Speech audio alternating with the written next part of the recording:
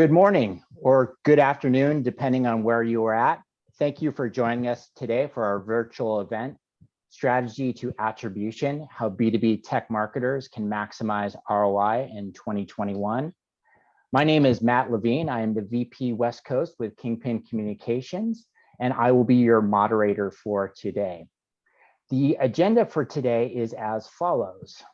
We will kick off the conversation with a keynote by Nigel Williams, Chief Strategy Officer with Kingpin Communications and former CMO. And he will be discussing aligning marketing and sales to the evolving buyer's journey. There will be 2 poll questions during Nigel's presentation, so please interact with those and answer as you can. And then at the end, there'll be a 5-minute Q&A where we will discuss some questions if you have any from the audience. We will then change gears and get into the panel debate, optimizing tactics and measurement to meet the demands of the new B2B buying journey. As you can see, there's 3 panelists. One of them, unfortunately, Sarah Speake, founder of Speake Consulting, was unable to join. She had a last-minute family emergency, so we're wishing her all the best. But we do have 2 fantastic panelists that will be participating today. Our first is Gavin Donovan, Worldwide Digital Media with McAfee, the enterprise cybersecurity software and solutions provider. And then we also have Scott Vaughan, CMO, Integrate, executive leader, board member, marketing practitioner, industry speaker, and prolific writer on all things marketing, technology, and business with a career spanning over 30 years. Before we jump in, just a couple of housekeeping items. Let's make the most of today. Please use the Q&A, put questions to the speakers, use the chat feature, comment on the conversation, share ideas with the speakers and each other. The more interactive, the better. And I will certainly try to get to as many of the questions from the audience during the course of the panel as I can. And then just engage with the polls.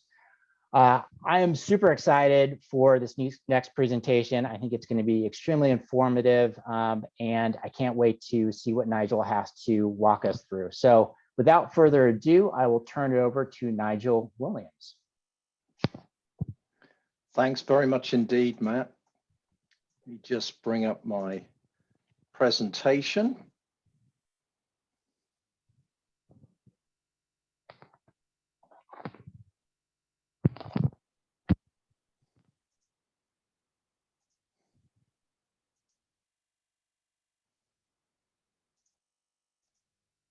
And we'll get going.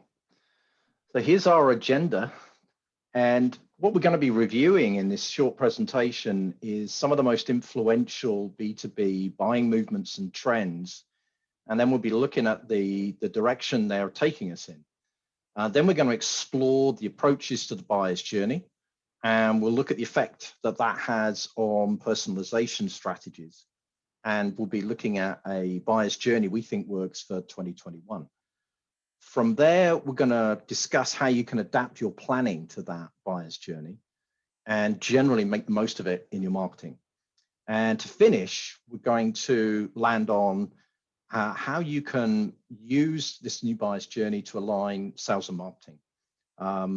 So aligning the buyer's journey with the selling stages that your sellers are actually pursuing and bring sales and marketing closer together with a shared vocabulary and a better mutual understanding, and hopefully do that without the need for campfires, guitars, or excessive alcohol. We've got a couple of poll questions en route also, and I've got about 20 minutes, so let's get going. If we're thinking about highly influential trends that resonate with us and movements that resonate with us at the moment, take a short stroll through those. I think we'd be sure to include ABM, probably the demand unit waterfall from Serious Decisions, stroke Forrester, the shift to all digital and the demise of physical events because of COVID, SaaS, and of course the influence of B2C. They all exert powerful influences, but the question I have is what do they have in common in terms of setting a direction for B2B marketing? And there's a clue in some of the trends that they're driving. So the focus on buying centers and buying teams as opposed to individual contact that comes from both the demand unit waterfall and from ABM. That sales and marketing alignment, that elusive sales and marketing alignment, so many organizations are striving for, and a low friction buyer's journey. Very key in SaaS, low friction in, high friction out is key to that business model. And that's having some influence. And of course, B2C has been influential and has had influence on B2B for years. And in particular now, more and more BM marketeers are looking at the buyer empowerment and self-service that's been the hallmark of B2C for some years. So those are some of the influences, but what do they all have in common in terms of where they're taking us? My take on it is what they all have in common in terms of setting direction. So you'll get more benefit from each of them and their influence if you embrace the collective needs of the buying team and the buying tasks that they need to perform. And that's a shift because over the last few years, we've been very focused on individual needs. Many people start with individual personas. But as you'll see over the next 20 minutes, we're not suggesting throwing the persona baby out with the bathwater, but we are suggesting that we can get a better balance and we can establish some stronger foundations with this approach. And to explore this idea, we're going to start by looking at the evolution of the buyer's journey. There's quite a few variants out there. I've certainly seen a few. I think the most influential of recent years is Serious Decisions, which was introduced back in 2016. It incorporates some useful behavioral thinking because it incorporates the idea of breaking the status quo, so committing to change, breaking the actual status quo, which is highly behavioral. And it does include some buying tasks because it includes justifying the decision, making the selection. Those are both tasks that buyers and the buying team need to perform. Gartner's models are more recent. It was published in their 2020 book, The Big Book of Buyer Behavior, which has got a nice piece of alliteration there. And it takes a much more task-focused approach. And it was accompanied by research that encouraged selling to the enterprise rather than the individual. As I mentioned, I think that's a significant change for those organizations who've been busily building out persona libraries over the last few years. So what's the case for taking a task-based approach to the buyer's journey? Gartner's point of view is that it's hard. B2B buying is complex, it's hard, it's difficult to do well. I happen to agree with that viewpoint. Did enough B2B buying as a CMO to definitely get to grips with that and see that it's challenging. And interestingly, at the summit last year, both Sirius / Forrester made some similar points about the need, trying to stop. You don't need to persuade buyers, but start supporting their buying efforts, which of course you can do by focusing on the tasks they're trying to accomplish more effectively. So to illustrate the challenges, on this slide, we've broken the buyer's journey down into 7 tasks, including agreeing terms, which is not common in a buyer's journey because it's often seen as out of scope because you don't necessarily need specific content for it. But we want to cover the same ground as the buying team because we're going to be working with sales on this and we want alignment. And if you take a look at the rows of challenges that we've listed, I think it's not hard to agree that buying, B2B buying is actually hard. But the question I have for you, and it's our first poll question, so we're going to invoke Peter, the pollmeister, and ask him to bring up our first poll. Are we doing enough to support B2B buying today? Are we doing great? Yep, we're absolutely killing it, giving the buyer everything they need. Couldn't disagree with you more, Nigel. We're in great shape. Or no, we could do more. I think you know my answer, but it's your answer that counts here.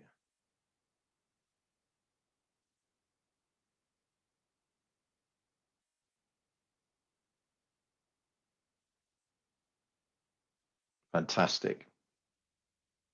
Oh, that's well, that's rather resounding. Rather, a lot of people think that we really aren't doing enough. It's certainly my perspective. Well, that brings us to another question, actually, then, which is if we're not doing enough, what should we do about it? And if we're going with the answer no, that's really the first question. What should we do about it? Well, the first thing I would suggest is create a buyer's journey that embraces tasks. For reasons we'll come to later, it's important to maintain the phases. So you've got stages of the buying journey. We use here, what we've done is use the 3 familiar ones from Sirius, but then we've overlaid the tasks, and you can see the task build, more and more to do.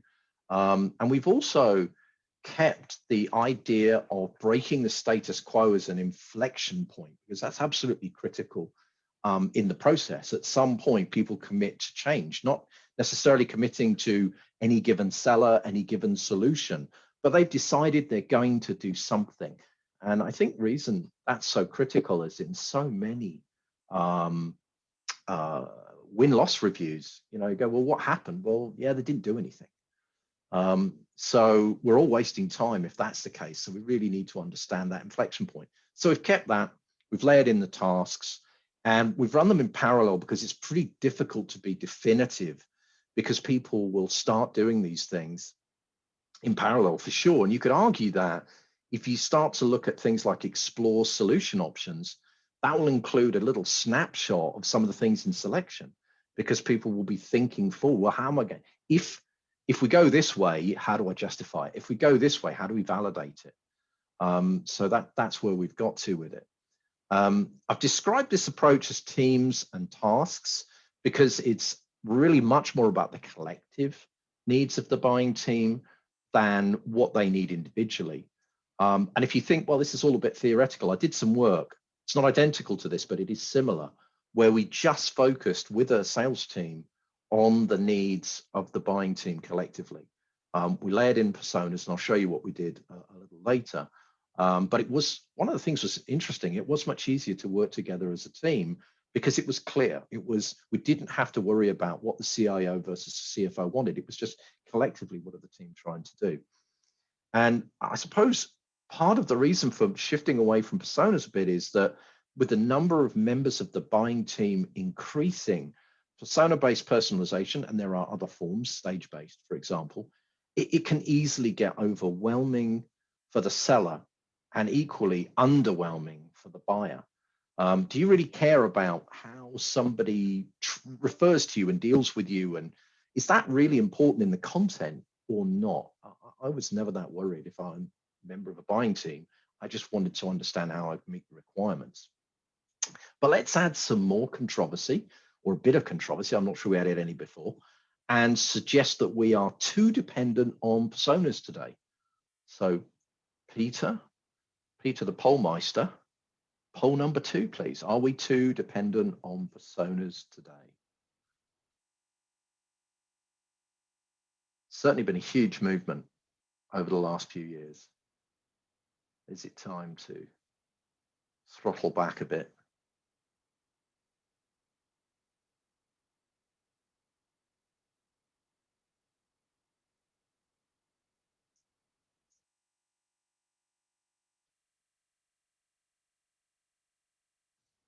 A little bit more of a mixed reaction than the previous poll, but still favorable. As you'll see, I'm certainly not saying we should stop working with personas. But let's move forward. So that's the first thing we could do, is to build out that buyer's journey, and then how can we make use of that? What can we actually do with it? So let's look at that in practice. And it's pretty easy to make a great start just by identifying the top questions the buying team will be trying to answer for each task, and then thinking about, once you've done that, how do you support that quest for information and to answer those questions. And if you look at the first buying task, I've done a couple here, and we've really taken a pretty simple approach. Some of these are going to be much more complex, but for the first individual or individuals, as they start to spin up the buying team, so they're working on the issue, they're going to be trying to establish the characteristics of the problem, assessing the potential impact, trying to determine if there's a need to act, figuring out where does this sit in their priorities, because there's a bunch of other stuff in day-to-day business. And of course, thinking who else would need to be on board in order to make some kind of change. And in response to that, and to support the buying process, we need to show that we've got a clear understanding of the current situation or scenario that this emerging buying team are facing, describe the impact it could potentially have on the organization, and help break that all-important status quo by describing the benefits of change. And this should lead neatly into the next stage, which is exploring the solution options.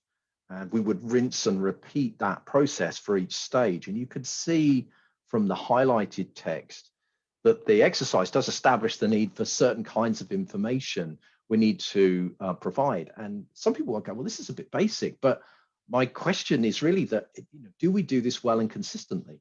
What I often find when I look at information is some vendors do specific areas of the buying journey really, really well. Like they're very good at validation or justification. So they've got great references or good ROI calculators. But how well do people do this as a chain, as a sequence, end to end? And I would argue it's not consistently done well. And we could do more to focus on this as a great start point as we build out B2B marketing campaigns. Another potential use case for this approach is to look at your content mapping. And what we've done here is we've mapped the content purpose to the buying tasks. And you can see a pattern, and that's deliberate. And you can reverse the rows and columns, you'd still get a pattern. But it's a pretty useful exercise to start out with. And certainly in my last organization as CMO, I had a team that were really focused, product and marketing, very focused on practical how-to guides. That was the heart and soul of them getting people into the funnel. It worked tremendously well. They were really good at that. I do think that this approach to content mapping could be helpful. Now, of course, once you've done this, you're going to want to think about the content consumption and formats. And for me, that's where personas really come into their own, because trying to determine the content consumption preferences is going to be very driven by persona. So long form versus short form, and all of the possible kinds of formats that you can have, from reading, watching videos, etc., infographics, however you're going to absorb it. So it's definitely something that you could layer here in terms of the personas. So we talked a little bit about landing on how we align sales and marketing. And this is a very straightforward sales and marketing alignment framework. Now you'll see it's not actually got the tasks, it's got the stages, but an understanding of the tasks is going to inform this process. But the idea here is to start with what you've got, what you know, and then go and workshop what you don't know and what you haven't got together with sales and marketing. So what we know is shown with our squares and our triangles in terms of what's recorded in the CRM is the sales stages and the sales objectives. And of course, marketing have got the buyer's journey, the stages, and the personas, and the buying team participants, typically by stage, all mapped out. But what we haven't got is we haven't got a real understanding of how well those sales objectives are being met and how well those buying objectives are being met. And that's the crucial piece. That's where all the work goes, is in establishing how well our existing content our existing tools and messaging meet the needs of the buyers and the sellers. And we can get that information from a pretty tightly scoped workshop involving sales and marketing. And the first time I did something like this, I thought I'd get 1 hour with sales. And they had such an appetite for it. We actually did 4 hours, not in one hit. We did 4 sessions, one after the other. And that was largely driven by the head of sales, was suddenly saw that. What was really interesting is that not all the information was recorded, not in terms of sales objectives, not in terms of the buying objectives. It was in different people's heads, and the collaboration was super powerful. But I think the point is you also end up with more of a common vocabulary that sales and marketing can share. So in terms of the actual workshop itself and aligning the buying and the selling process, this would be the suggested, how we'd suggest doing that, which is firstly, you need to get your buying and your selling stages lined up, because there's typically different numbers. We just bucketed them. That was really what we did. It was very straightforward, really. It was not difficult. There were 6 stages in the CRM, and there were 3 in the buyer's journey. And we just bucketed them, bracketed them together. And that should be quick and uncontroversial. But then we need to really confirm those buying and selling objectives and make sure they're really well understood. Hopefully it's confirmed. In some cases, it could be defined, but typically the selling objectives are better understood than the buying objectives. And then our third task, line up the personas by stage so we can see who's involved at each stage. That's pretty common. Not everyone does it, but I think it's very worthwhile.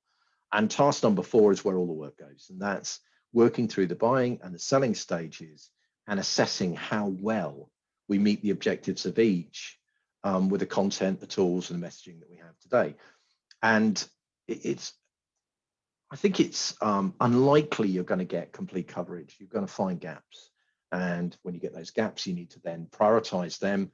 And then sales and marketing can together really start to work together on a project. And very often sales and marketing don't work together like that. You tend to have it's kind of prep and review cycle. So there's going to be a campaign. So sales has some requirements, marketing picks up the requirements, shows the results and their review. But this is actually collaboration in terms of people working together and working through stuff. And I think that really helps develop sales and marketing alignment.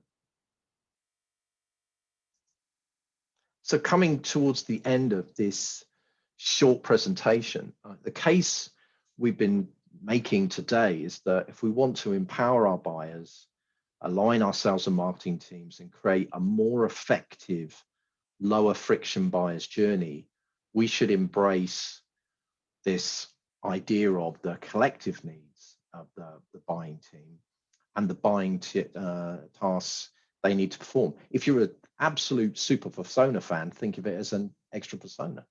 It's the collective needs, their top priorities, the ones they're all focused on. So do let us know in the chat if you agree. And with that, I'm going to hand over to Matt and the Q&A. Thanks very much. And over to you, Matt. Thank you, Nigel. Very informative. I really appreciate it. I think this will be actually a great segue into the panel discussion that we're going to have in just a few minutes. But before we get into that, I did want to, looks like there is one question that's come across, and I guess for you, Nigel, does this model apply across all B2B sectors, or is it more geared towards tech, would you say? That's an interesting question. I hadn't thought about any segment specifics. Let's just think that through. I don't think there's any reason why it would be restricted to tech. I think if you think about anywhere where people buy in groups, which is, I think, the norm for most buying in B2B. I think B2C could be a little bit more different. I got to admit, I'm just not, that's not my background. It's not where I come from. I spent my life in B2B. But I think what we've seen is that buying teams have got bigger. buying's got more complex, particularly as we've got to the cloud. You used to have like a hardware project and a software project and a services project. Now it's like all one thing. Everyone wants to get involved, so the buying teams have got a bit bigger. I see no reason it would be restricted to tech. I think it would apply broadly across B2B. That would be my take. Okay, great, thank you. And then just in terms of the polls, obviously you saw the numbers, but I don't know if you have any additional thoughts around this set of answers, but are we doing enough to support B2B buying?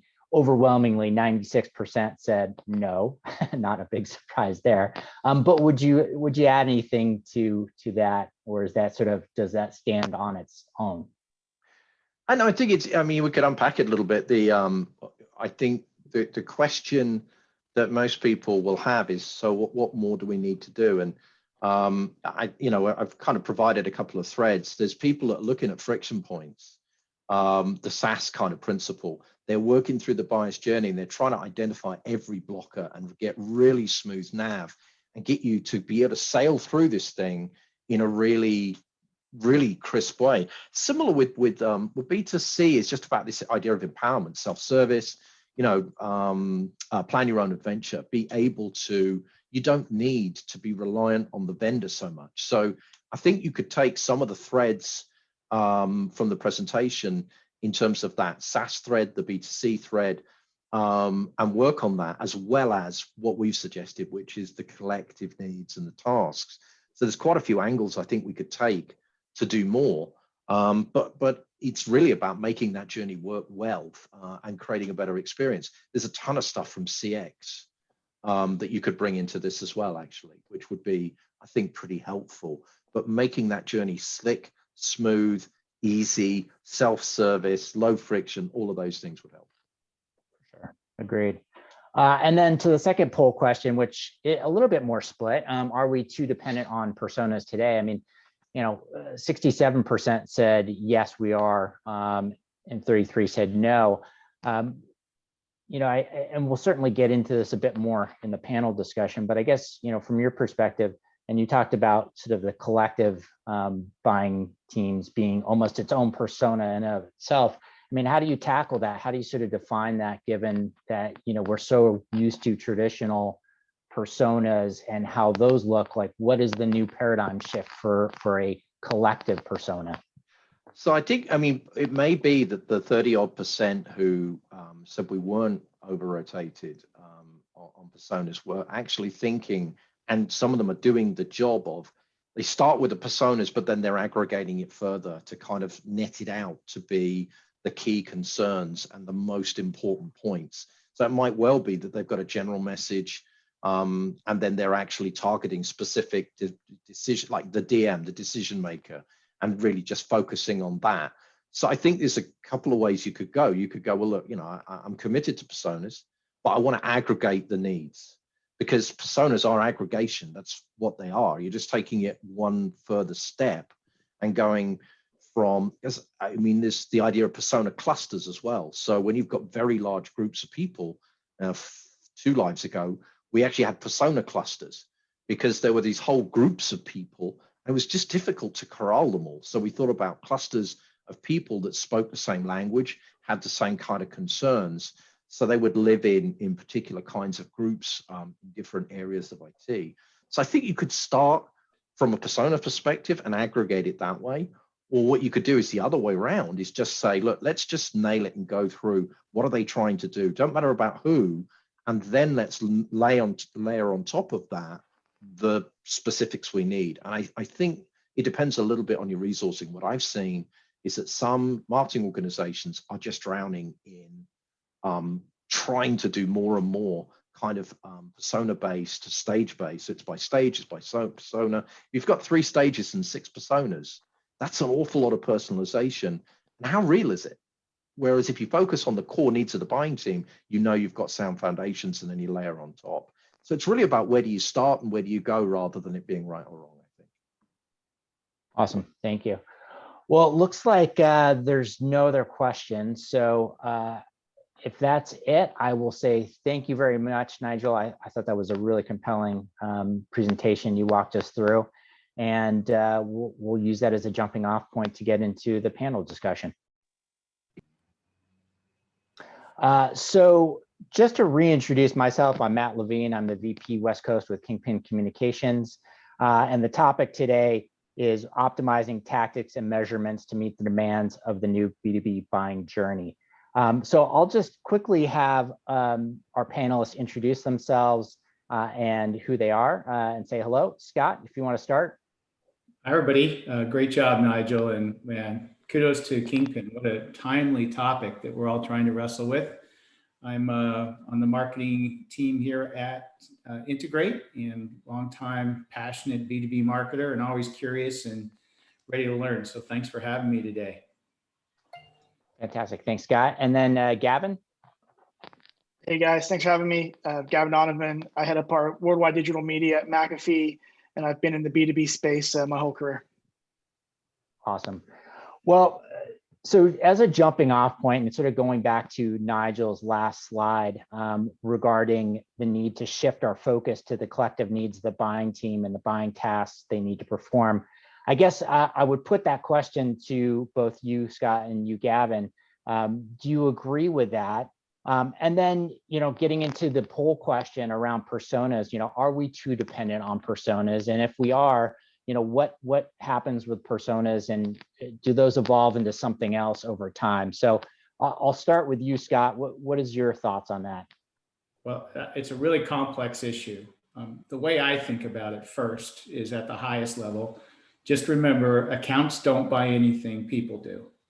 So we still have to be able to home in on the buyers that make up the decision committee or the buying committee. So people and personas are extremely important.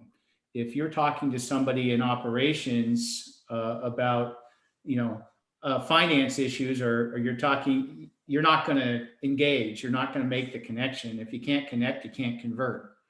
You can't bring them along on a journey and deliver any kind of information that's going to align to their buying tasks.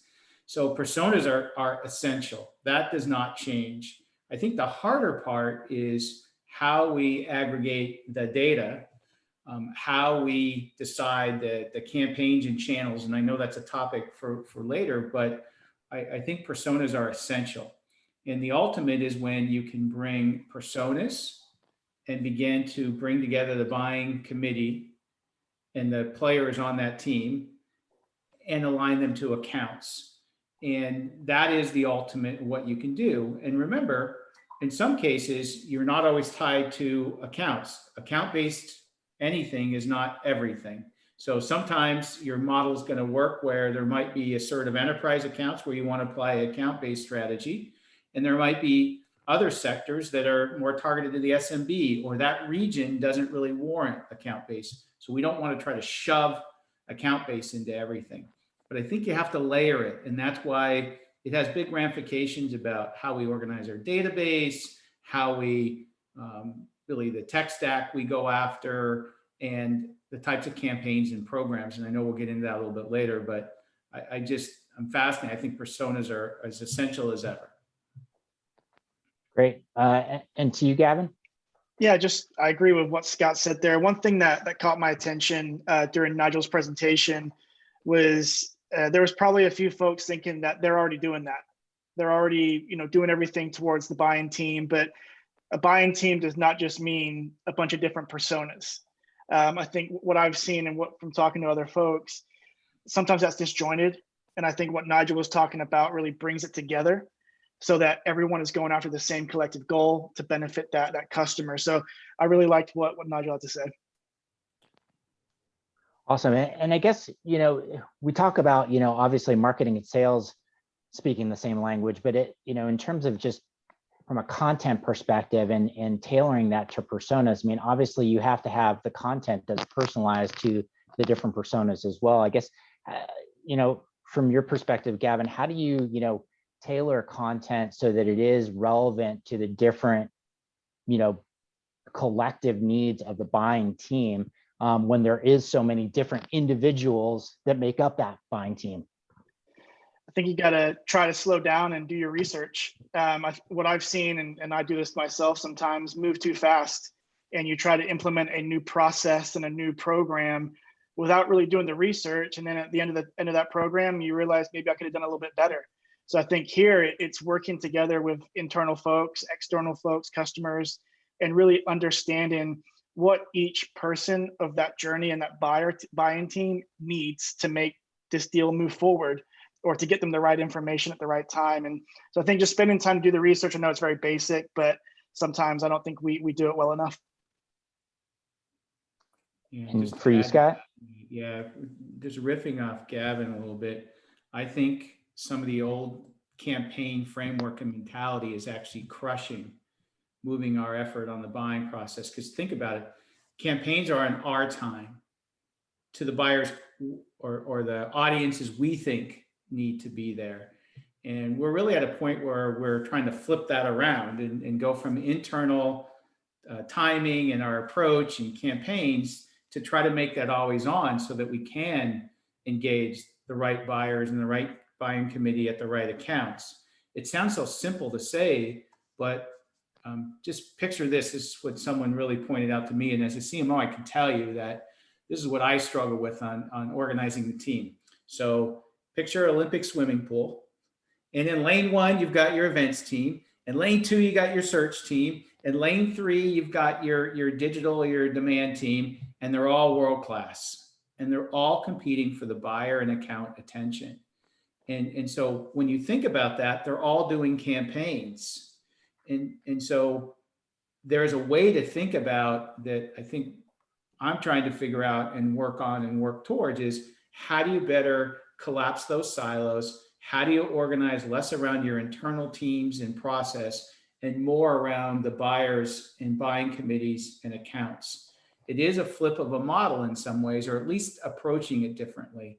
And again, that has ramifications for everything from your systems to your data to how you organize your team and ideas of moving maybe off campaigns more towards an always on program or programmatic approach. And I think that's a pretty dramatic shift. And I don't know if I'm talking myself into it, but that's what we're trying to do, and try to change it up, because I think the time is right. One thing, you guys, I just loved about Nigel's, many things, but the one thing I honed in and that just really hit me, and Gavin, you spurred it, it's content. We don't always have to have content for every persona, right? That's the campaign mentality. What if we developed content for the buying committee? So you had a piece on operations, you had a piece on IT, you had a piece on the financial, and you could still make it snackable and break it into parts. But when Gavin said that, and I was listening to Nigel, and I've done a little bit of that, but actually the conversation spurred me to think a little bit differently, because it still has all the principles of great content. You can do it in different formats, you could break it up, but you kind of start as one piece. And that might be able ways to bring the buying committee and get them talking and actually be a value in the process of the buying tasks. Great. Thank you. And this next question, I mean, and this is for you, Gavin, and this came from a conversation we had, I guess, last week. And with everything that's happened over the last, call it 18 months, in terms of, events going away and sort of this, acceleration of digital transformation, how has your view of how you work with customers changed? And you sort of talked about this trusted advisor POV, and I really like that. So I don't know if you want to expand on that and how you kind of think about that. Sure. Yeah. So in no means am I doing this the best I think I can, and I think a lot of others want to make sure that we're there for our customers in many ways, so that these don't become kind of transactional sales all the time. They're actually long-term relationships that are being built, and for the brand, for the business, and we're helping them become better at their jobs, whatever industry they're in. And a perfect example of this would be last March, when COVID hit. I think everyone overnight became a digital marketer. And for me, my team oversees digital media. So we were thinking, okay, well, are we going to start competing with our own people internally? And our digital marketer is going to compete with field marketers and vice versa. And what I did after 5 minutes of thinking, going crazy, was how can I help everyone be as good of a digital marketer as I want to be? You know, how can we make sure that we are helping out our internal teams so they can reach their audience with the right messaging at the right time through their channels? And so I think being a trusted advisor is easy for people to say, and it's really hard to actually do really well. You're essentially becoming their point of contact to make them better at their job, and that's your focus there. That goes to developing the right content, making sure you have the right relationships, and so forth. Yeah, I think that's a really tough thing to earn that, you know, that level of trust. You know, I think it is a trust, right? To be able to become a trusted advisor for a company, you have to build that trust. Sorry, Scott, go ahead. Oh, no, I was just patience, play the longer game, not to get the lead through. Don't be the lead factory. I think those are all the goodness we learned from so many brands about empathy when the pandemic hit. Was that BS? Was that real and authentic? How do you keep that captured in your communications, in your content? How that trusted advisor comes from building what Gavin said around trust. And I think, how do we keep that? That's one piece of it. Then I couldn't help, Gavin, I can't imagine being in your chair and watching all this going, oh, great, now everybody's a digital marketer. And let's use an example. So sales teams think marketing, you know, didn't do a good job with marketing automation. So they go out and buy all their own sales automation tools. And now they're nurturing, which means everybody's hammering the buyers and accounts with these automated cadences. And we've just lost what the trusted advisor, the right information at the right time, orchestration of the buyer's journey. So we're developing some bad habits as an industry and as teams if we do that. And I'm very cognizant of that. And I think that's, Gavin, what you're really speaking to. So I say, try to play a little bit of the longer game and not always so focused on campaigns and conversions and everything. This is not a call to stop doing that from a CMO. Trust me, we've got to hit the numbers, we got to deliver it, but it's a different approach. Don't lose that empathy. Yeah, and Scott, just to add to that, it's not it doesn't work if it's just marketers are saying that, right? You know, a marketer cannot be a trusted advisor. It's got to be the whole company. It's got to be support. It's got to be sales. It's got to be finance and legal. You know, everyone's got to play their part to make it work. Cool. And Scott, I think that's a perfect segue into the next question is sales and marketing alignment a fantasy? Or, you know, is it core to marketing success having alignment? And if it is, how do you come to, you know, or collaborate with your sales leaders when you are a marketer so that you can get consensus and sort of buy-in from both sides? Take a deep breath. I don't know if it's a fantasy. I just know this in my career, when it's going good, man, we're aligned. When it's not, somehow we're not aligned. So I think the difference that we have today is that we do have a couple of things working in our favor. Because things are highly intensive digital, and we can't track things, we have data we can use. So we can, I think I look at it more as how do we integrate and orchestrate? Those aren't buzzwords when I say them in the sense of versus align. Align means I do this, you do that, and then we come together and et cetera. We're talking about being able to begin to map. You don't have to do it perfectly out of the gate, and be able to map the buyer, the decision-making unit, and the accounts in a more orchestrated way. That's what brings sales and marketing together for a common cause. Then define common metrics and success metrics and share those in the same meeting. And then be able then to look at the content and the value that you're putting out to educate to the buying task and begin to take that process. So we're doing a lot of this. It's really the orchestration and stepping back and stop focusing on the marketing and sales process internally and flip that out and turn it around to the buyer and account process and look back in. It's actually, we're not far off that I've seen in a lot of companies. You know, everybody's a little different maturity, but it's really almost cultural and a mindset shift. And then of course, and then you think about technology and other things to support it, to scale and automate it. One of the traps is you can get into buying technology so quickly to solve the problem, when you really have to have a cultural change first and really get your strategy down. So that alignment thing, yes, of course it's good. But I think if you try to focus on alignment, you're always kind of on rocky ground in my experience. Gavin? Yep, no, I agree here with Scott as well. I think, you know, it's one thing to be aligned for the hell of it, just so that you can check a box internally and say we're good to go. I think it's another thing to be aligned to the customer's needs. And like Scott, I see that happening a lot now. It also allows us to come together a lot quicker and have other teams that come there as well. So definitely think this is the way it's going. And one Yeah, and final just as a- thought on that, Gavin, because it's just, that just drives me nuts. Just for the record, I think account-based strategies are phenomenal, especially if you're B2B and you're selling to enterprises that have 6, 10, 12, 15. That means they actually have 20, 25, 30, because a lot of those are hidden influencers in that process.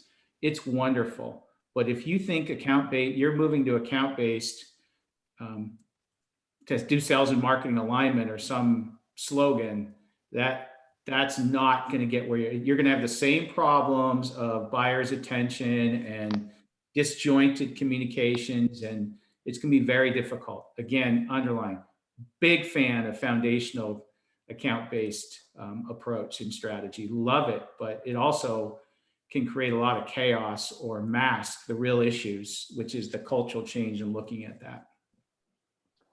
Yeah, Scott, you had sort of mentioned, I think, a point when we talked earlier last week around, you know, the sort of possibly a paradigm shift to customer alignment versus sales and marketing alignment. I guess, you know, how does that sort of play out in terms of, you know, both sales and marketing getting on the same page around the customer being aligned with who you're going after versus, you know, something outside of that? Yeah, I think that is a great beacon or a way, a true north to organize around. And so what I learned the hard way, for example, adopting an Eloqua in 2008, I went from being a brand and product marketer, so I thought I was pretty good at my job, to now I was going to be a revenue marketer. And I bought the dream, like many of us did. And what you quickly realize is it was a phenomenal leap for marketing. We could build a database, we could do funnels, we could generate leads, our content, our website. Marketing was playing a good role. And again, love marketing automation. In many ways, it's foundational to some of the things that we're doing in B2B. But that's a marketing driven process. It's internal. You can't help yourself. So we decided, hey, we need to serve sales because they're not getting the same kind of access they were, especially with the pandemic. You can't call somebody and say, hey, I'm going to be in Denver in a few weeks. That's not working anymore. So marketing has to play a bigger role. So we flipped the funnel over the last 6 years and say, all right, now we're going to go after accounts. Well, sales is not our customer. They're our partner. So if you make sales your partner, then you're chasing that alignment again. And so the way to do that, I think, is how do you become more buyer driven? And it is a discipline. I'm not saying it's easy, and those are not just words I throw out. That's where I'm talking about flipping the model and trying to organize everything around buyers, accounts, and decision-making and buyer tasks and work backwards. Get off your own sales and marketing process first. Build the buyer-driven process, then build your process around that. And I think we're actually further along. There's a lot of the raw materials and nuggets there, but it's going to have to break some old habits, and people who run marketing automation systems are maybe married to those. Or if you have someone who only believes in ABM, I think you're going to be held back in most companies. In some, it might be perfectly fine, but I think that's the orientation we're moving to. We see the next 2 or 3 years being much more around, and I wouldn't say alignment, Matt. That's why I'm taking a little bit of time to explain this. So I'm not just throwing out jargon, but how do you become more driven by that? And that becomes your true north in how you organize. Yeah, Gavin, any thoughts on that? It's tough following Scott all the time. because it's hard not to agree how that's going. I think, I think at the end of the day, there's, people are going to want to do this, and like Scott said, they already are doing it. I just hope that they make the right choices and sit back and actually build this thing out instead of trying to flip the switch on it, right away. And then I think the other thing we've all got to think about is, what happens over the next 6 months when things may get back to a little bit of normalcy in the B2B world, right? How does that change things moving forward? So all things that I don't have the answer for, but are things that are top of mind each day for me. So I guess in sort of a follow-up question to that, Gavin, in terms of like organizationally, is this something that needs to start from the very top and work its way down? Does it, in terms of this evolution, like where does the entry point of this happen? Is it a marketing, a CMO's job to, push this agenda throughout the organization, or does it come from, the CEO himself or herself? I'll give you my 2 cents. I'm not a CMO, right? So Scott's the person to ask there. For me, as someone that on a day-to-day is trying to run digital campaigns, digital programs, and have the best digital experience for customers, I think we've got to be pushing this internally with the help of the leadership to do this, because sooner or later, a competitor is going to do it well, right? And then all of a sudden you're going to chase that, and you're going to try to chase it and turn that on quick, and you're not going to do it as well as if you started to focus on this now. So I think it's all about having that time to step back and making time for it, to really analyze kind of the change of culture like Scott was talking about, because there's no way that you can fast track this. Or I guess you could, but it's not gonna do well for the buyer. Scott? I'm absorbing what Gavin's saying. I think you do need lightning rods in the organization. Like a Gavin, doesn't mean you have to lead the brigade, and you're going to need CMO's help to socialize, to help fund, right? But you need people in your organization who believe it, get it, and are interested in changing the way you do things. And there's a lot of institutional ways you do things. I think the other point that I've never seen, and Matt, you can speak this. I know Gavin can, because we're all trying to hire. But Matt, I think you and I can see this so abundantly in our industry, especially. I spend 5% of my time, I think, recruiting, not recruiting for my own team. The amount of demand and ops and digital people moving around is insanity. So it's hard to do what Gavin said, because these things are not 1 month, 1 quarter. They take a little bit of the long game, and you don't just build it all and then push it out. You're doing this, in an agile development kind of mentality where you're building towards becoming buyer driven. I'm stealing the statement, Gavin.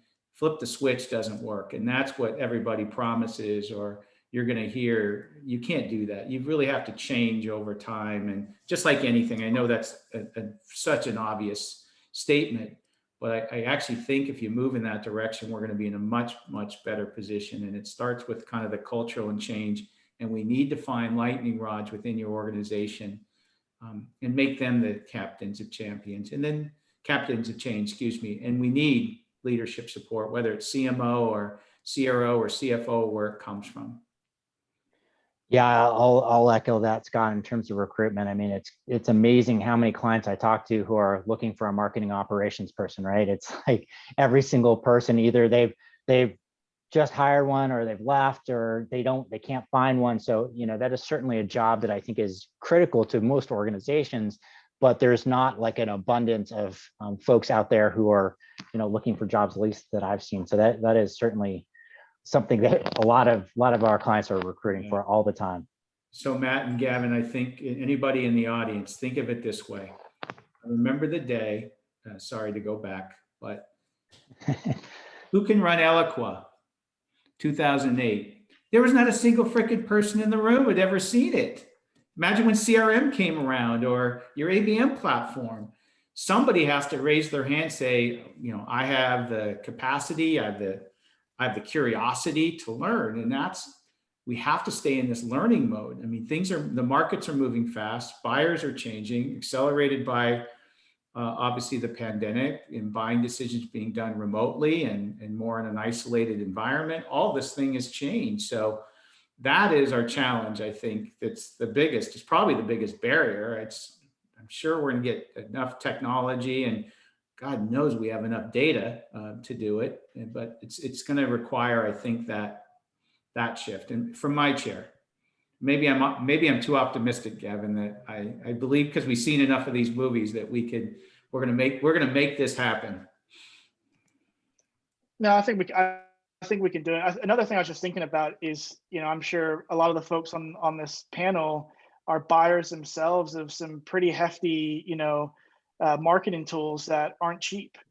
And, if we're trying to flip the switch on the buyer journey or the buying team and all that stuff for what we're doing, we go through that every day, a lot of the times with vendors reaching out, also with the decisions that we've got to make internally, the approvals and all of that stuff. So we live it. And what I was thinking is, if you get this right, and your buying team that you're going after could be 20 people the first time, but if you get it right and do it well, is that next time you go for a renewal or an upsell, is that buying team smaller because you've gained that trust, right? You don't have to go through a bunch of hoops to get something in there. And then, of course, as everyone knows, if you can build a good relationship there, if they go off somewhere else, as we're talking about the marketing teams moving around, can you then have that easier with the new buying team and a new company because you've already got that relationship? So I think if we can do this well, it will work out. Again, stating the obvious. Yeah, but I think that's what we're on. We are definitely at an inflection point of where the market is, and it is driven by how the buying process is evolving and the needs. Can you imagine being a B2B buyer? Every decision you make, your companies now has to go all digital. Forget digital marketing. They have to go all digital. That's a really real thing if you're going to even compete or you want to accelerate your advantage. There are companies on both sides. I call it a tale of two cities. It's the have and have nots. And sometimes the market comes your way and the wind's behind your sail. You got to take it. And I think this is one of those cases. It's also, that might be where you aim your marketing, at those type of accounts for now. Or if you can help somebody make the digital migration, that's where targeting and precision becomes more and more important in this world. We can't just be lead factories and we can't just be blanket, but we must be open for business, because no matter how good your AI is or how good your sales team comes up with the account list that you're going to go after, you're going to miss a big part of your total available market if you're not open for business. So getting that, to me, that balancing act of all the planning up front, of understanding your total available market and beginning to dissect that, which often isn't talked about in the digital and demand world, especially, that getting that right helps everything become better and stronger, become more buyer and account driven, about companies and people that are be more receptive and more aligned with your message and your value.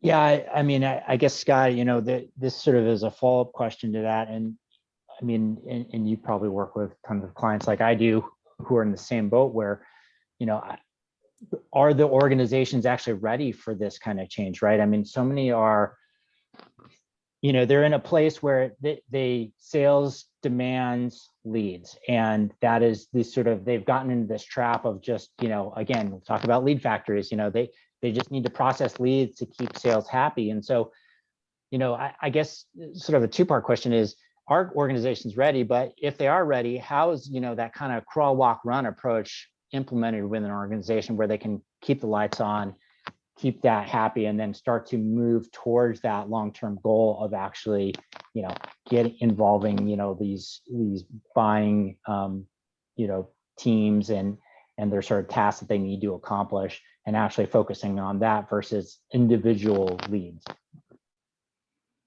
Yeah, I can kick off with that. For context for the audience too, Matt's talking. So if you've ever been the marketing leader for a company that sells marketing solutions, it's a really funky place because you play so many roles. But you get the advantage of getting to go into other companies and see what they're doing and try to steal all the best ideas, but you also get to transfer them. Fair, Matt? You're transferring them into other organizations. So in some ways you're a conduit, which is kind of a funky place for that. So that's where a lot of my context is coming from.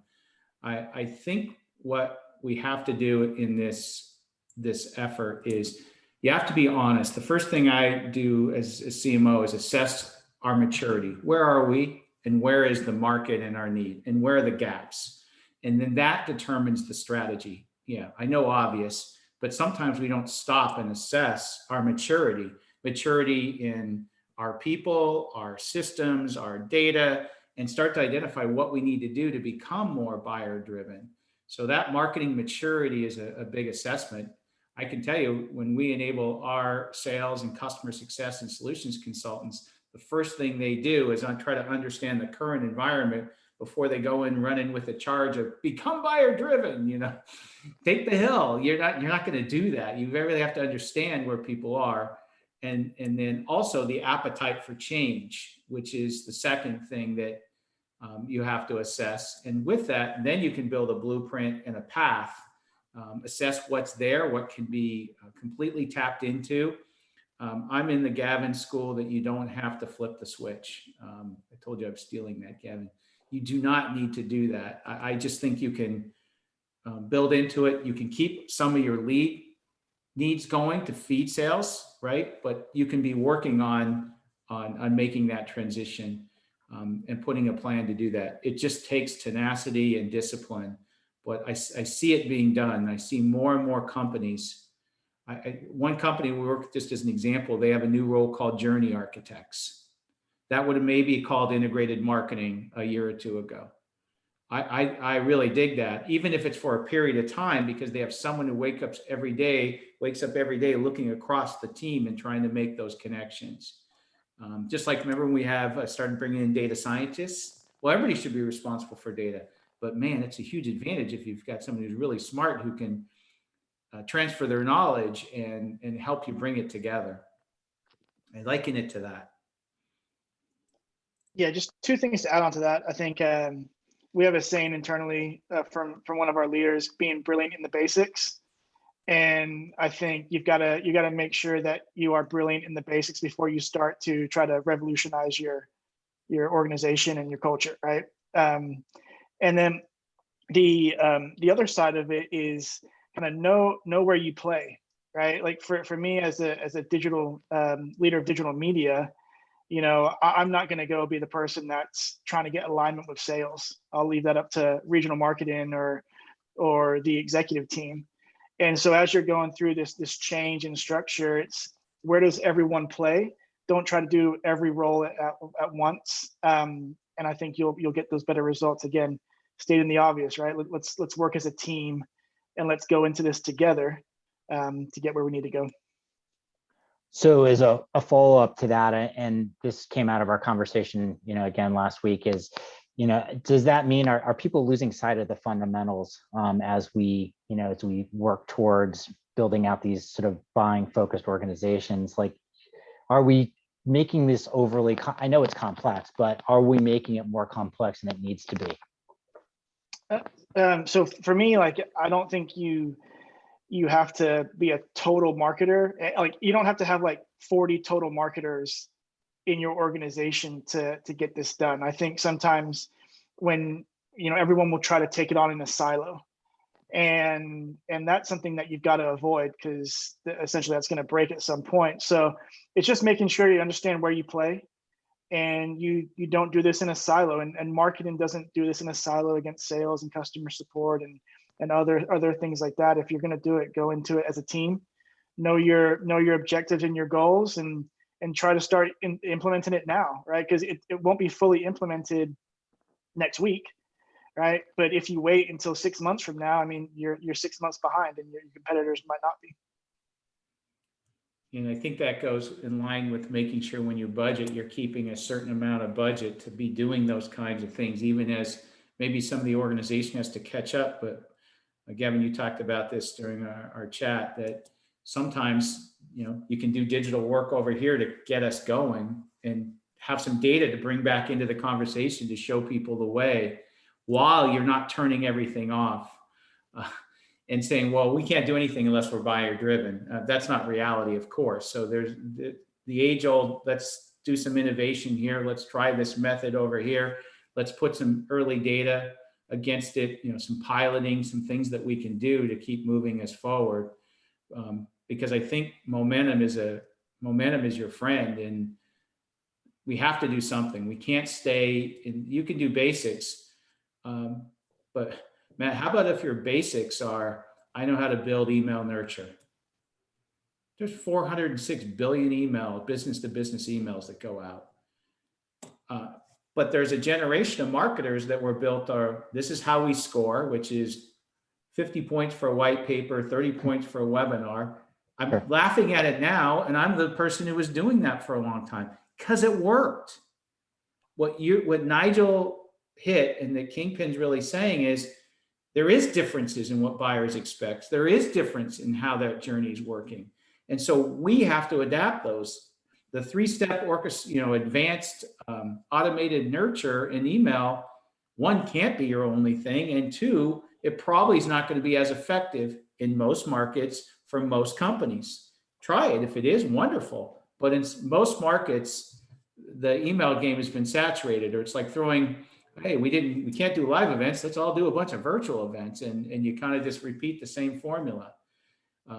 Those are obvious statements. We have to kind of reinvent the role that these pieces play against the buyer, the buying group, in the account process that we're going to deliver. And I think that's what makes marketing a bit more exciting, but so damn hard, because we are now going to take on a much bigger role in the process of the buying and selling than we ever have, because salespeople are having less and less access as that world has gone to digital research, et cetera, right? You can't make that phone call that says, I'm going to be in Denver. And that, even when that comes back, our habits have changed a bit. I know where to go do research now, and I'll call you when I need you, or it's going to be a bit different. And marketing's going to carry a lot more of that load. Well, and I will get back to this in a moment because I want to talk about email, because obviously a lot of talk about the future of cookies and targeted media. And obviously email is a center of a lot of the conversations around where authenticated users come from and being able to target those folks. And so we'll get back to that. I'll just put a pin in that for the moment. I got my pin out when Gavin talks in this area, because this is a hot and critical area. Yeah, so we'll come back to that. But I did want to ask, there's not a lot of questions from the audience. So please ask questions. It'll make it more interactive. So if you have any questions for Scott or Gavin or myself, please shoot them into the chat, and I'll try to get to them as we go through. So I guess a perfect segue into measurement, metrics, and selling these internally. Not only how do you justify making this move, but are we measuring the right things for the organizations? Or for the organization. So I guess I'll start with you, Gavin. In terms of selling this internally, right? Like, what are the metrics that are appropriate to use when talking to the organization about making this move? And obviously, it's a little different from, I think, how traditional organizations have looked at lead, nurture, opportunity, sales, right? That kind of linear funnel. It's a little bit less linear, I would say. So I guess what metrics do you look at when you're talking internally within your organization about these things? Well, just to be completely frank with you, this is still kind of the infancy for what I'm doing in this space. So I haven't it all figured out. I think for me, it goes back to aligning to the overall goal that you have for the organization. And then when you're looking at the buyer journey and the buying team, I think you're really looking to see how this will close the deal or get the parties excited a little bit quicker than before. at least in my opinion. And of course, there's different metrics on each of those. So in this instance, I would probably refer to Scott to see what he's done already. Yeah, sure, Gavin. Give me all the hard questions on this. You're so right. So that change in culture in materials is a couple things. And Matt, I'm going to weave in your first and third party data as well, just that concept. Sure. So knowing where you play and being brilliant is the basics. So let's start with that. You got to opt people in. No more lead form ninja and all the stuff that maybe we tried to do to game the systems, or buy lists and stuff them into CRM and our marketing automation. You've got to earn some of that. And so getting your data right is essential in this process, Matt. You can't measure it if you don't start from the right place. So one of the basics is our head of marketing ops, and this is completely Danny McKeever, completely stolen out of his playbook, which is get your data right. So he goes in and he maps, within 1 year, I'm going to have 85% coverage of our buyer personas that make up the buying committee and the key accounts that sales, marketing, and customer success has agreed is important to us. So that is a metric. What kind of coverage do we have where we have opt-in permission to communicate? I thought that is a brilliant base of something that's very transparent, and you can understand, can we even do this?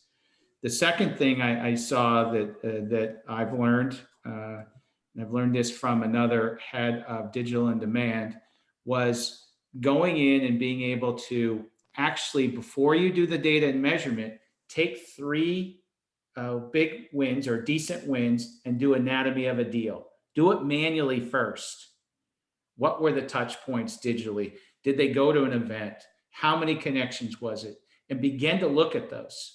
And by the way, when you get in a room with sales, instead of, I know, Matt, you haven't gone here, but I have to go here. Instead of going credit for attribution and trying to make the ninja data work around you, go in and say, hey, here's what we learned about this deal. Kind of interesting. I didn't realize that 3 people from procurement actually came in and did this, this, and this. So take the time to do that, to bring to life what it's like to be the buyer in account and what sales, marketing, and other parts of the company experienced. I've heard it called, our team calls it anatomy of a deal. That's how they started here when we were making a change. Before we do all the suppositions and start setting metrics, let's understand what's happening today and then what we want to change. And then the third, then you can start to get into try to apply not just the culture change, but start to set joint metrics and what success metrics might look like between marketing and sales and customer success and ops and et cetera. And then once that happens, then you can set metrics. So there is no magic. I want to skip the deal velocity increase. Well, don't we all? But if you don't get those other things right, it's kind of hard to go in cocky and, yeah, we just contributed to deal velocity increase, and, and you've got some trigonometry on the board or something that, people don't really grasp. So that's the way I look at it, Matt, when we're stepping back. I take the Gavin book of Be Brilliant in the Basics. I think that's where you can be. And now we can start to advance that maturity thing again. Now we can start to advance as well in what we do. And that way we can start to aim our dollars. We can start to put more specific metrics. Maybe we need some technology at this juncture to help us scale it. To me, that's the progress steps you need to take. So, and it's been proposed that, the 3 R's, reputation, relationship, revenue, are sort of the 3 metrics that should be, analyzed. Do you agree that those are like the right metrics to be focused on?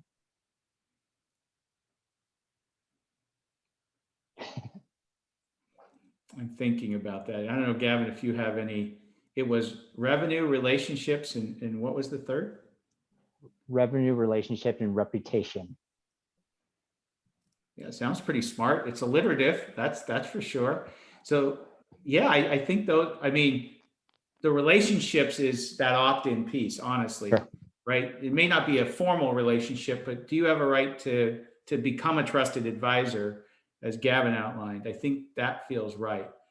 The revenue is, what's your relationship in terms of the transactions or partnerships that you have. And reputation to me is a whole different topic, which is on, to me, if you don't have your brand and your strategy right, then demand is 55 million times harder.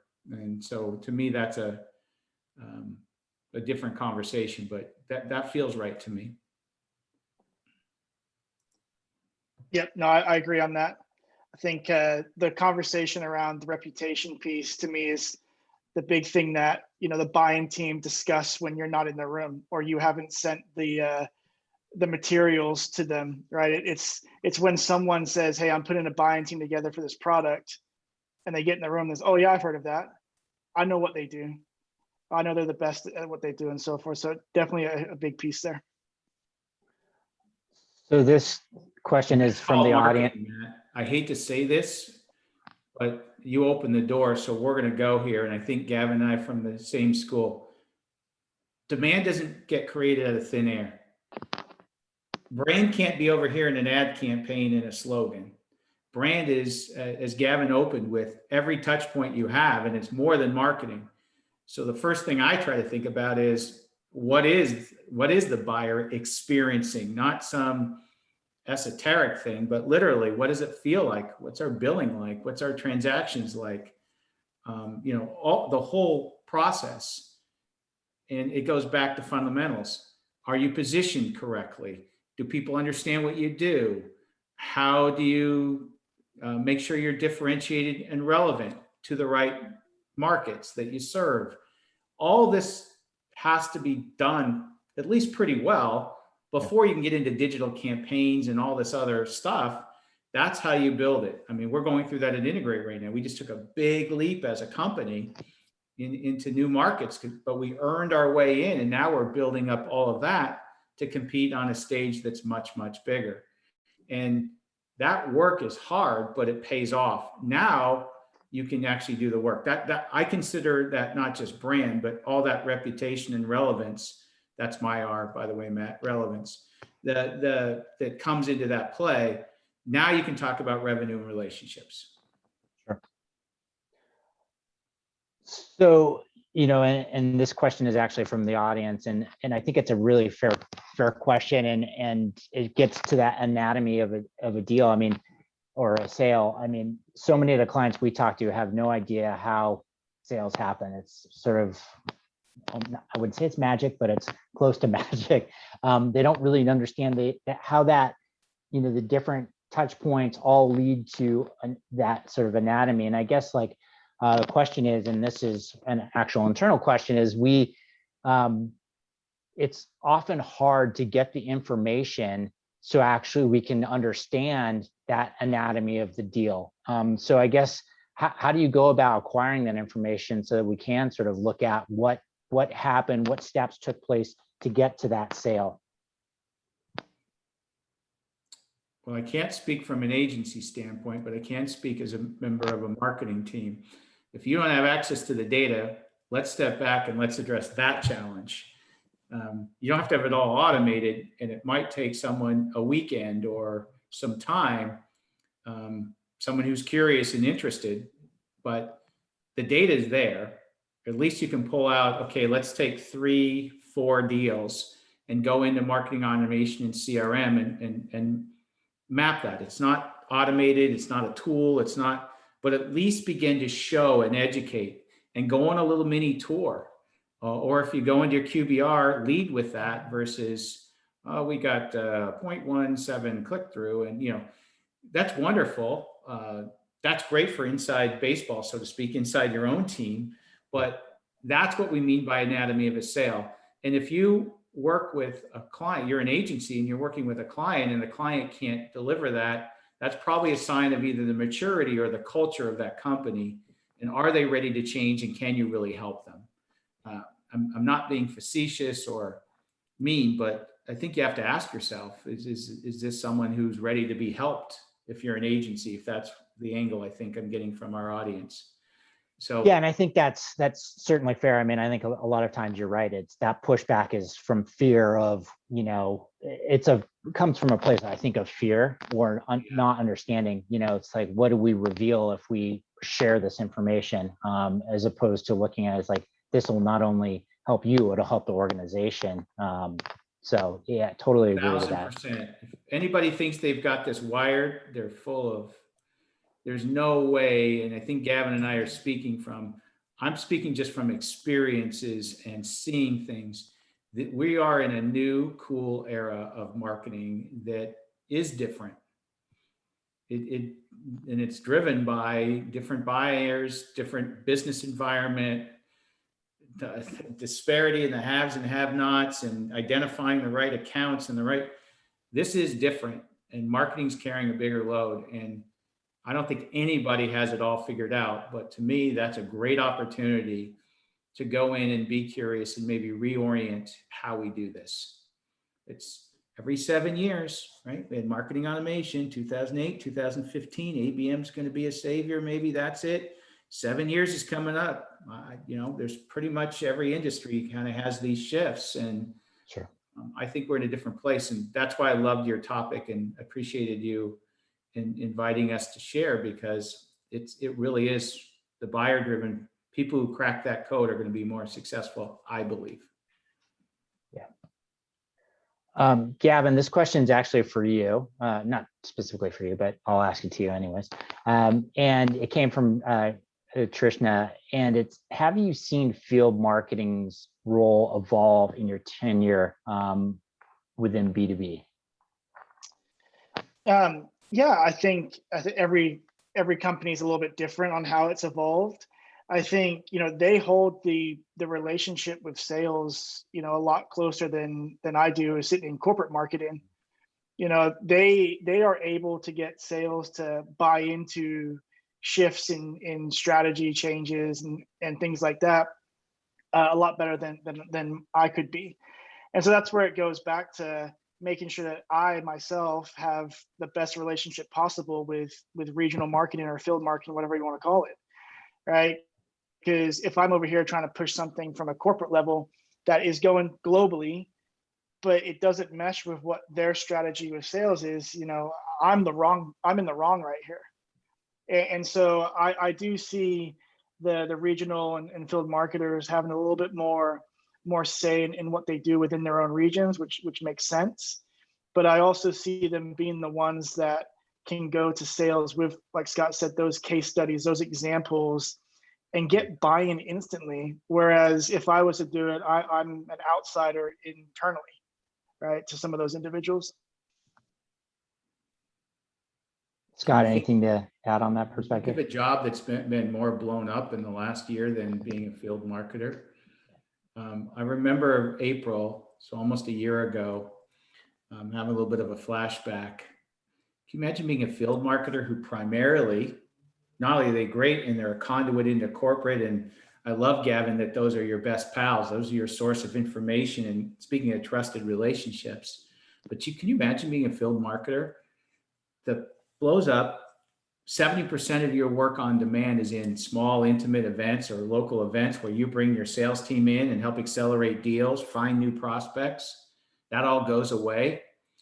Then, especially if you're in an enterprise company, they call up and say, well, I want to replace my events, my field events with virtual events and webinars, and corporate looks at them like, we can't do 100 events a month, 100 webinars or 100 virtual events. And so field marketing has changed. And I think it's going to be interesting to see the role field marketing plays. We've just hired a new leader in that area to help us take us to the next level. And to me, this is I put this circle around the most curious. I think it's a great question. What's field marketing going to become? Because they are in the field, in the market, the closest to the buyers and accounts, and they're working literally side by side with sales. And this is where I wonder if field marketing will kind of shift from being so sales driven and sales process driven and sales stages and all the things that are in our CRM to become more buyer driven. If that happens, then now you have a conduit right out to the field. Not only do you have the structure, but now you have something that's actually being implemented directly. So to me, I put a circle around that and kind of see where we are in a year. That'll be interesting. Yeah, that makes a lot of sense. So with our 4 minutes roughly left, I did want to tackle the question that I had sort of put a pin in around, what does our cookieless future look like, and how we go about, sort of collecting information about our users when they come to our site. So, our first party data, and how does that become more valuable in the future? I mean, I think obviously the answer is we need more data about the people who come to our sites, visit our sites, and how they engage. And I think that's really the critical piece, is that engagement, and what they do when they come, and how do we capture that engagement. But, I guess the question, you've seen Salesforce, you've seen Adobe acquire customer data platforms over the last, couple years. And is it a CDP, a customer data platform, that allows us to collect that data, organize it, and then activate it? Is there something else that we need to be able to, in the future, sort of, again, if we're talking about reaching and engaging with more digitally, what does that look like? And I know that's a big topic and very complex, and I think it's still evolving, and we still really don't know what's going to happen when cookies go away at the end of this year. So I guess I'll start with you, Scott, and then Gavin. Love to hear sort of how you and McAfee are approaching this. I'm going to take that hot data and check it over to Gavin real quick. That's like 16 topics, Matt. I know. Sorry. So if we kind of just peel back and sort through the big picture, the first and third party data is a real issue. And remember when we were in the inbound thing where we're going to have everybody to our website and we're going to pay Google lots of money. And we're going to drive them to our website. We're going to give them great content. We knew that wasn't enough. You have to go where they are, where our buyers and our buying committees and our groups are. So now we're dealing with the trust factor. So Gavin talked about trusted advisor. Part of that trust is, hey, if you give me your information, you've got trust with me. I'm going to treat that right. So a lot of techniques that are a bit old school are going to be reinvented. And let's take something like content syndication. People used it to be, I'm going to generate leads and chuck them to my SDRs. That's fine if you want to do that. You may have the type of products where that works. But how about if you rethought how you use content syndication to get your data right and to build out using your long form content on an educational issue, you're building out the buying committee within your key accounts. So it's rethinking the application of what was third party data that you can make first party. And then can you marry that up with the web traffic versus I'm trying to convert them on my website alone, but understanding that activity to bring first and third party. And this is where I want to hear from Gavin, because by far, you're going to have a lot more experience. We offer an embedded CDP-like solution in our technology, which is fine, but I still think the whole advertising first and third party thing is a story that we're trying to participate in, but I'm watching and listening at every moment. And this is to me, this is a whole webinar roundtable experience that we need to spend meaningful time peeling back the onion, or whatever phrase you want to use. Yeah, so just to add on to that, Scott, I know, Matt, we only got a couple of minutes. For me, what I'm doing in this space is I'm trying to join as many of these webinars, read as many articles as possible, and not try to solve this on my own or solve it with the team internally. I think it's one of those things where we just need to get a lot more information and really think about what the next steps are. That is grand advice. Thanks, Gavin. That should be the right answer. Yeah, and I think, again, I'd like to see more perspective from B2B leaders about what this means, because most of the perspectives I've seen have been very consumer focused and what this means. So I'll be interested to see how this plays out in the B2B space over the next year as well, and kind of what B2Bs plan to do with the appreciation of cookies. So we have 1 minute left. Scott, in the last minute, actually, I'll go to Gavin first. Gavin, in the last minute, what is one key takeaway that you'd like to leave the audience with for today? Sure. So again, first of all, thanks for having me. I think the biggest thing you've heard me say it a lot on this call is always try to be a trusted advisor and solve problems for your customers, whether that's with a new buying team or just right now with your team today. Always try to solve those problems for your customers. And then the last thing I'd say is take the time to put the right program in place. Try to do it once and do it right. And I think a lot of marketers, we might always ask for more budget, and then all of a sudden you're given more budget, and then it's like, well, what the hell am I going to do with this now? Right? If you can take the time to put a good program in place and do it right, once you do get that budget, you know you're going to be spending those dollars for the right reason. Awesome. Scott? I think a couple of things. How really have the conversation within your organization about what is buyer driven, what does it mean to you, and assess kind of where you are at your capabilities to do that. And I think, as Gavin said, get out in the market and listen to these conversations, see what people are doing. I always say, steal these slides. We'll steal some of the ideas. And I guess maybe that's one of the advantages I have, because you're a marketing leader that gets to work with other marketing teams. So you get to see a lot.